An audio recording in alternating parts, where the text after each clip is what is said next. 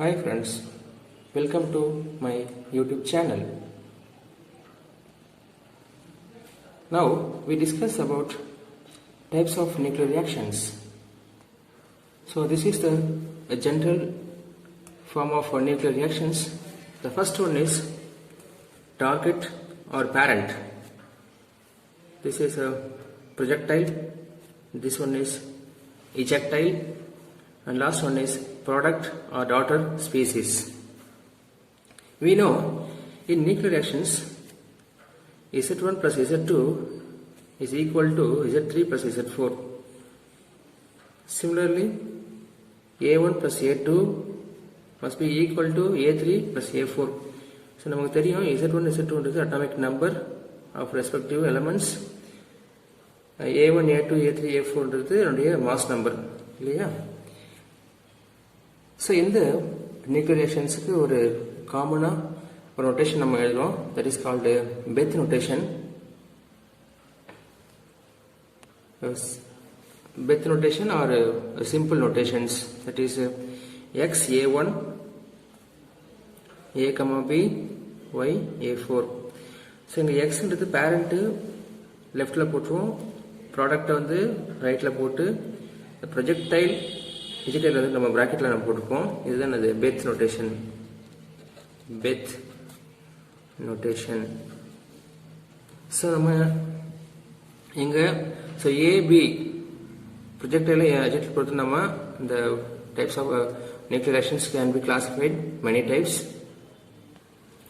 So first one is elastic scattering, second one is inelastic scattering, third one is photonuclear reaction, fourth one is radioactive capture, and fifth one is special nuclear reactions.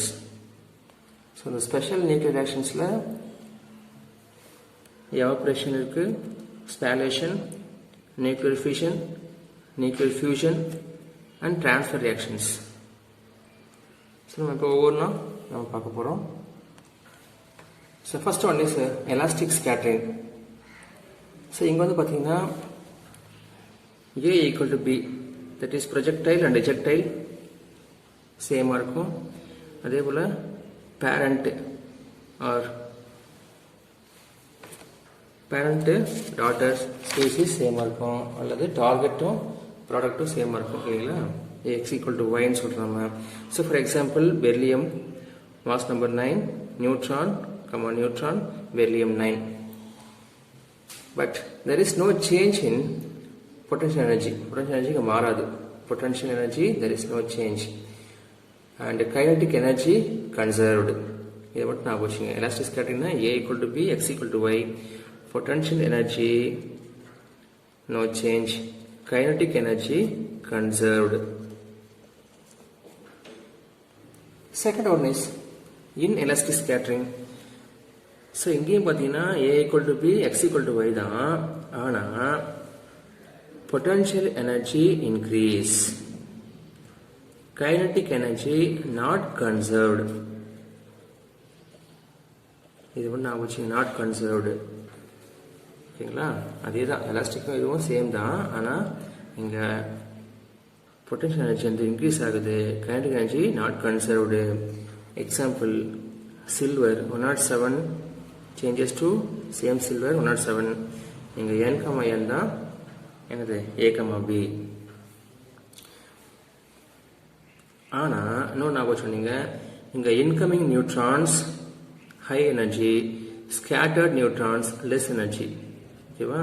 இங்க வந்து பார்த்தீங்கன்னா neutrons இது வந்து பார்த்தீங்கன்னா high energy, இது low எனர்ஜியா இருக்கும். அதையும் நம்ம மைண்ட்ல ஃபிக்ஸ் பண்ணிப்போம். Third one is photo nuclear reactions. So இங்க வந்து பார்த்தீங்கன்னா ஏ வந்து எக்ஸ்ரே ஆர் காமா ரேஸாக இருக்கணும். ஓகேங்களா? ஸோ பின்றது நியூட்ரான் ஆர் ப்ரோட்டான்ஸாக இருக்கும். ஓகேங்களா? A equal to X ray or gamma ray, mostly gamma ray தான் நம்ம யூஸ் பண்ணுவோம். பின்றது நியூட்ரான் ஆர் ப்ரோட்டான்ஸ் அப்படி இருந்துச்சுன்னா அதுக்கு பேர் photo nuclear reactions. For example beryllium mass number 9, projectile gamma ray, neutron is ejectile, beryllium 8 மாறுது. Similarly, deuterium changes to protium. இங்கேயும் பார்த்தீங்கன்னா same projectile and எஜெக்டைல்.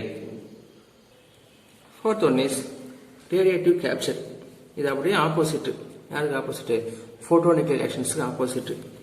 So a வந்து நியூட்ரான் கமா புரோட்டான்ஸ், பின்றது gamma race.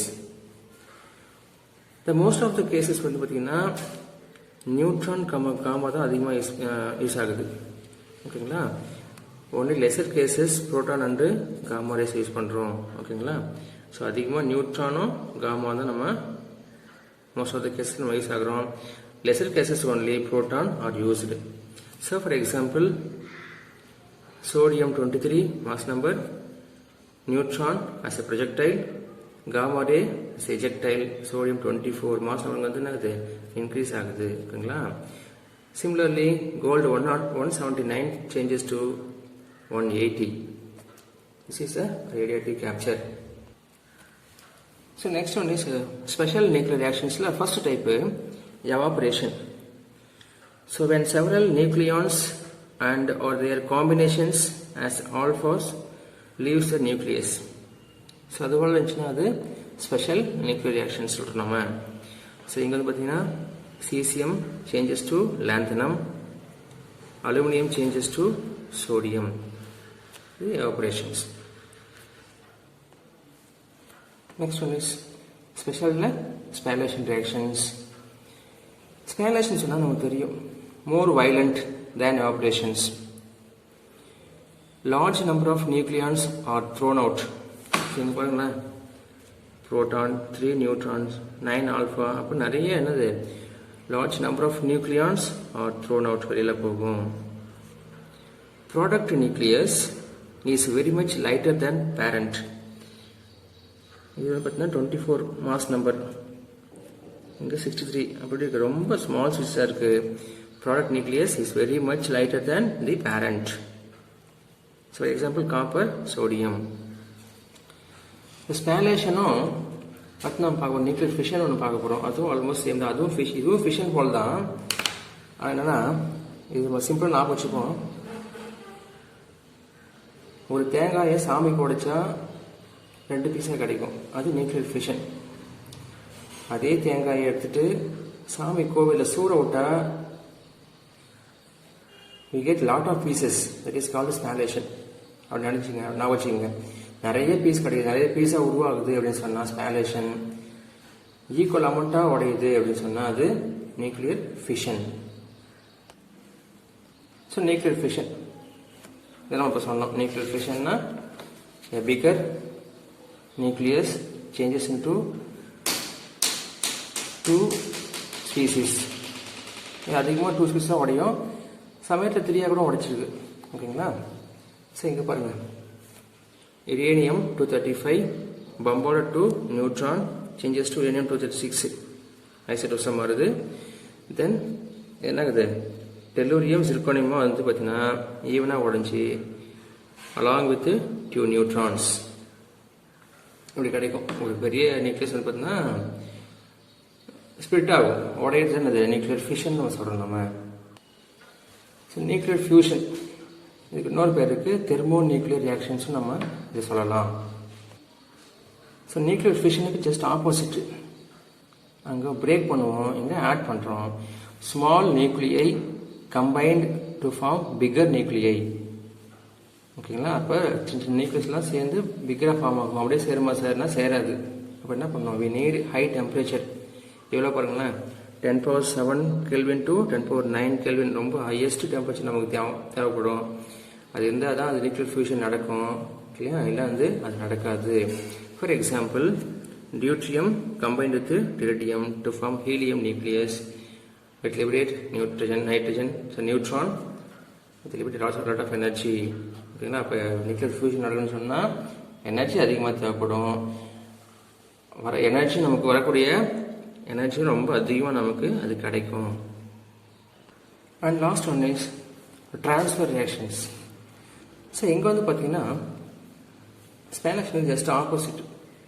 Product heavier then target. அங்கே product வந்து பார்த்தீங்கன்னா சின்னதாக கிடைக்கும், இங்கே வந்து பார்த்தீங்கன்னா product heavier then target.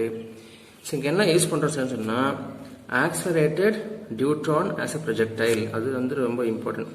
So deuteron தான் யூஸ் பண்ணுறோம், அது இருக்கணும் ஆக்சலரேட்டட் டியூட்ரான் ஆகணும், deuterons as a projectiles. So for example copper 63 mass number plus deuteron to form copper 64, இங்கே பார்த்தீங்கன்னா மாஸ் வந்து அதிகமாகுது. ஸோ இந்த ரியாக்ஷனுக்கு இன்னொரு நேம் இருக்குது, that is called Oppenheimer-Philips reactions. இது ரொம்ப இம்பார்ட்டன்ட் ஒரு ரியாக்ஷனாக பார்க்கப்படுது, டிஎல்பியில் கேட்போம் அடிக்கடி. ஓகேங்களா? அப்போ ட்ரான்ஸ்ஃபர் ரியாக்ஷன்ஸுக்கு இன்னொரு பேர் என்னென்னா ஓப்பன்ஹீமர்-பிலிப்ஸ் ரியாக்ஷன்ஸ் நம்ம சொல்லலாம். Thank you friends.